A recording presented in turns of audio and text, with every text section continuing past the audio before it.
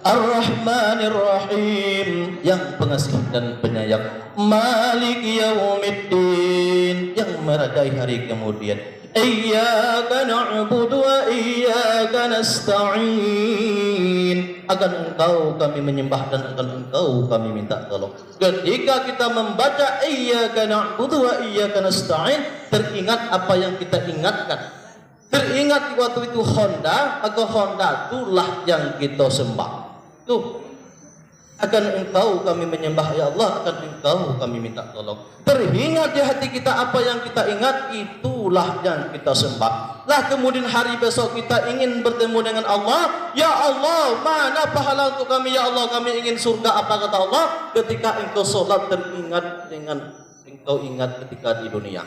Tuh, hati-hati sholat kita harus khusyuk, ingat kepada Allah ketika mengangkat takbir sampai sudah ingat kepada Allah Subhanahu wa taala, jangan ingat yang lain. Mana cerita tadi tu gimana? Gimana cerita yaitu Rasulullah dengan Jibril di bodah dadoi dicuci, hatinya 3 kali cuci, dimasukkan Islam, iman, kemudian penyantun. Tadi jahit hati Rasulullah, kemudianlah mau menaik kendaraan Rasulullah yang bernama Burak. Apa kata Jibril? Wahai Muhammad, naiklah engkau ke kendaraanmu ini. Ketika Rasulullah mau naik ke kendaraan Burak tadi, maka Burak tadi peguling-gulingan badannya tidak mau Rasulullah dinaikkan di atasnya. Kenapa? Rasulullah ketika itu memegang berhala tidak disengaja. Apa kata Rasulullah? Wahai umatku, jangan pegang berhala ini. Tak sengaja kemudian tersentuh di tangan Rasulullah, terciumlah bau memegang berhala oleh si Burak. Tak mau Burak mengguling-gulingkan badannya. Itu disaksikan oleh malaikat. Tak boleh, apalagi kita ini terutama itu boneka-boneka itu kalau ada di rumah dibuang. Boneka yang berbentuk manusia, yang berbentuk binatang dibuang. Kenapa? Selagi ada boneka di rumah itu, tidak akan masuk malaikat rahmat ke rumah kita. Ada di rumah? Ada. Ada kok dibuang lah, campaan. Latu-latu bagaimana? Latu-latu boleh ngira. Buang. Boneka yang berbentuk manusia, yang berbentuk binatang dibuang jauh-jauh. Selagi ada di rumah tidak akan masuk malaikat rahmat. Ada dulu anak bapak Siti Aisyah ulang tahun pak katanya. Lalamu tu tak pernah Aisyah tu lah 3 tahun tak pernah ulang tahun. Tiba-tiba balik rumah sekolah membawa hadiah ulang tahun. Ulang tahun itu adalah perbuatan orang Yahudi dan Nasrani. Dibawalah di anak-anak tu makan makanan sampai bapak pun makan di situ. Adalah suku ayat tu boneka yang godang. Desa apa boneka ko Aisyah? Boneka ko dari Ihsan. Ilham pak. Tak ketahuan bolang Ihsan katanya boleh jagung ke tontonan. Tapi menengok anak bapak saya di tontonan. Tuh. Apa kata awak buang saat? Tolong bilang kepada Ihsan, bukan tak mau menerima buang, tapi alhamdulillah masih ada ini deh. Tuh, dibuanglah Ihsan, kata awak, tak boleh menangi titik matu. Di pada boneka dibuangnya bela Ihsan katanya. Itu bapak bercanda, tuh, tak boleh. Kemudian Rasulullah berjanji. Apa kata Burak? Wahai Rasulullah, mau tak engkau berjanji mulai dari sekarang ini sampai hari kemudian, aku inilah kendaraan engkau. Berjanji Rasulullah, mulai sekarang ini sampai hari kemudian engkau inilah kendaraanku. Lah berjanji Rasulullah, maulah Burak itu mau dinaiki oleh Rasulullah sallallahu alaihi wasallam.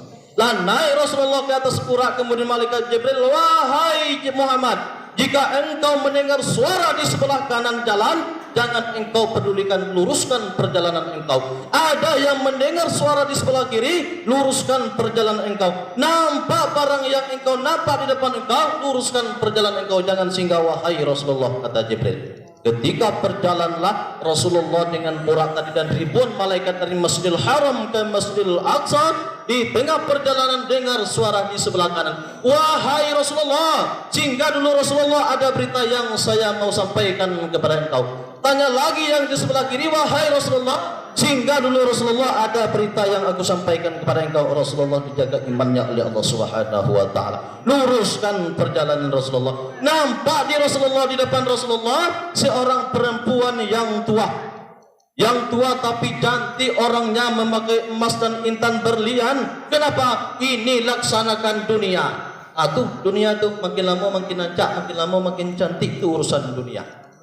Berjalan lagi Rasulullah, berjalan Rasulullah, singgahlah Rasulullah. Nampak di Rasulullah orang yaitu membawa bebanan pikul kayu. Nampak di Rasulullah pikul kayu makin lama makin bogek, makin bertambah. Bogek pikulan tadi bertambah lagi. Ditanya di Rasulullah, wahai Jibril, apakah dosa orang ini Jibril? Beban tak kesudahan makin lama makin bertambah. Kalau bogek tentu dikurangan. Yang dinampak di Rasulullah makin lama makin bertambah. Inilah kata Jibril, orang yang mengambil hak orang. Orang yang suka mencuri. Ada mencuri suka? Kalau ada suka kita mencuri, nanti di hari akhirat beban kita makin lama makin bertambah, makin lama makin bertambah. Tuh, sesambil balik di sekolah ada buah yang buang tepi jalan, ambil tak boleh. Itu nama mencuri nama tu. Ada buah mangga betul pula, jangan diambil, meminta dulu ke tuannya.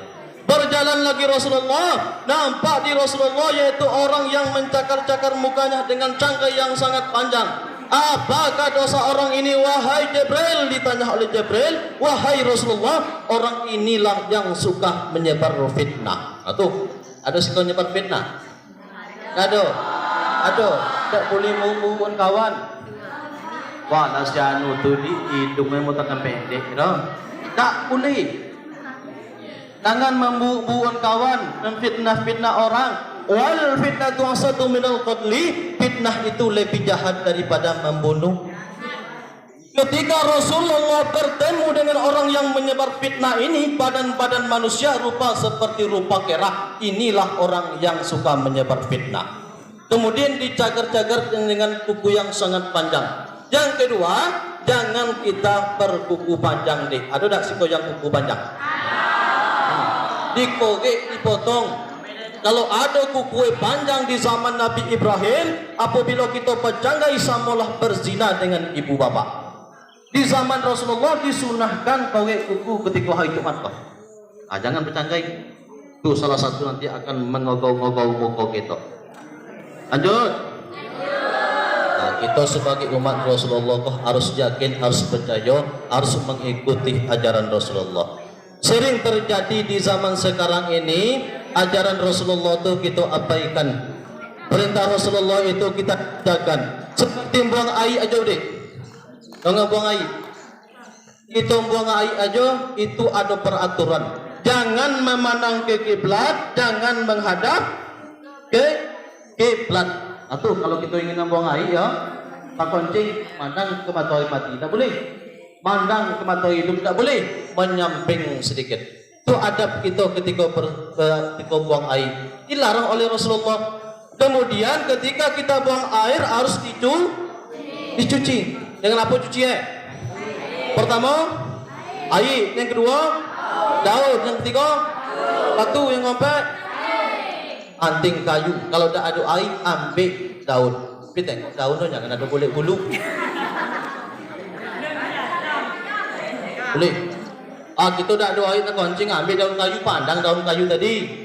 Ada tak pun jelatang ayam itu bahaya, kita gatal. Dilarang di Rasulullah. Ketika Rasulullah berjalan dengan sahabat, singgahlah Rasulullah di pekuburan. Ambil daun kurma 3 helai, kemudian ditaruh di atas kubur. Ditanya oleh sahabat, ya Rasulullah, kenapa engkau berhenti di kubur wahai Rasulullah? Apa kata Rasulullah? Orang dalam kubur ini kono pukul, kono azab oleh Allah Subhanahu wa taala. Apa dosanya? Membuang air yang tidak cuci. Tanazzahu minal bauli fa innahu azabul qabri, kata Rasulullah. Bersihkan dirimu dari kencing karena dan azab di dalam kubur berasal daripadanya. Jangan kita sepelean. Lah balik sekolah kau jalan belakang tu terasuna terkoncing, semarang terkoncing, cuci kalau dah ada air dengan daun. Dah ada daun dengan batu. Dah ada batu, anting kayu.